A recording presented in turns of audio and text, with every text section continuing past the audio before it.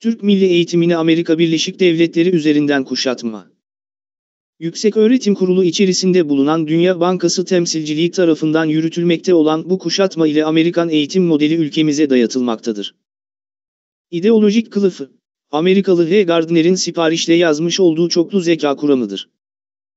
Eğitimi piyasa kurallarına göre düzenlerken, eğitimi özelleştirirken sektörleştirirken, beynin parçalı olduğunu kabullendirmekle başlar. Daha sonra bundan hiç söz edilmez.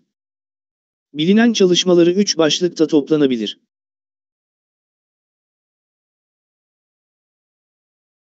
Eğitim fakülteleri, eğitim fakültelerinde verilen dersler ve öğretmen adaylarının Amerikancı mantıkla yetiştirilmesi bu birimden yönlendirilmektedir.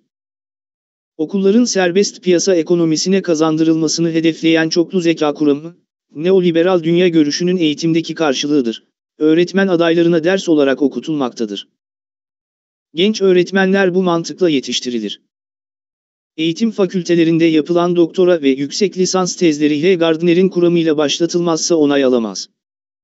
Tezler, besmele ile başlar gibi Gardner diyor ki zeka 8 parçalıdır, cümlesiyle başlar. SPAN Danışmanlık Şirketi, SPAN şirketi Talim ve Terbiye Kurulu'nun üzerinde tam yetkili olarak çalışmaktadır. Şirketin verdiği direktifler TTK tarafından yerine getirilir. Şirket, Paul Vermeulen, Johan Gademan, Theo Savelkowicz ve Marjan Vernoy imzasıyla Temel Eğitime Destek Programı adı altında bir rapor hazırladı. 30 Haziran 2004.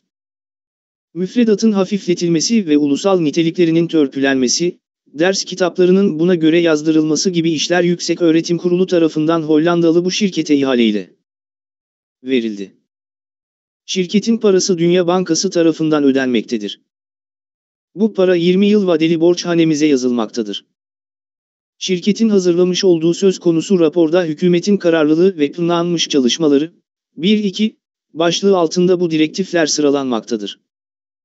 100 pilot okulda yeni uygulama, ders materyallerini 2005 Eylül'üne kadar hazırlama, 2005 Eylül'ünden itibaren tüm yurtta bu programa geçme, kamuoyunu hazırlama gibi yapılması istenen her iş bu raporda belirtilmiştir.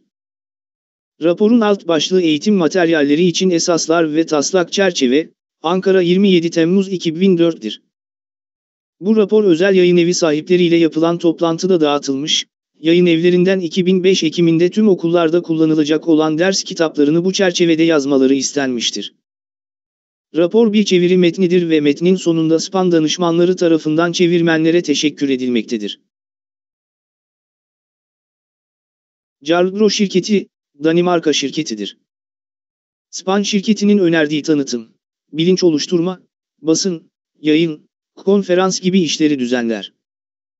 AB'ye bağlı çalışan ulusal ajansla birlikte organizasyonlar yapar.